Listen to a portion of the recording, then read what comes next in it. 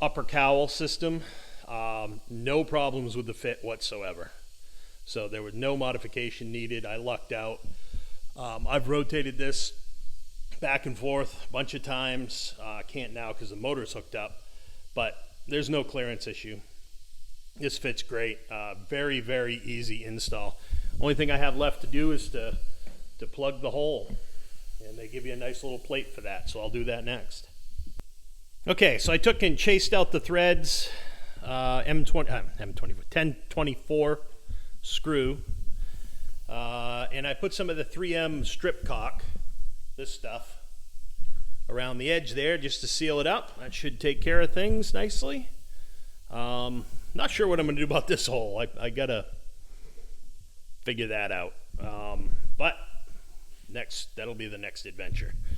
So anyway, just gonna drop this little fancy plate on there next, and that'll be done. And that's that. That's a pretty easy install, really. It only took me 30 minutes. Okay, so the next step obviously is to wire the inside and the switch and everything. It comes with a delay switch with the proper knob and everything. Not ready for that yet. I'll do that when I get under the dash and start wiring. But that hardware install is complete, and it looks pretty good. Very rugged setup, mounts well, went right in without issue, really. So can't complain at all. I'm going to move on now and get to my next adventure.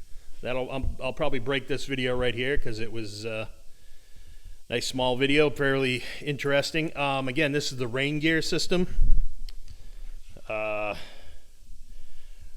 it's for 67, 69 Camaro Firebird and 68 to 74 Nova.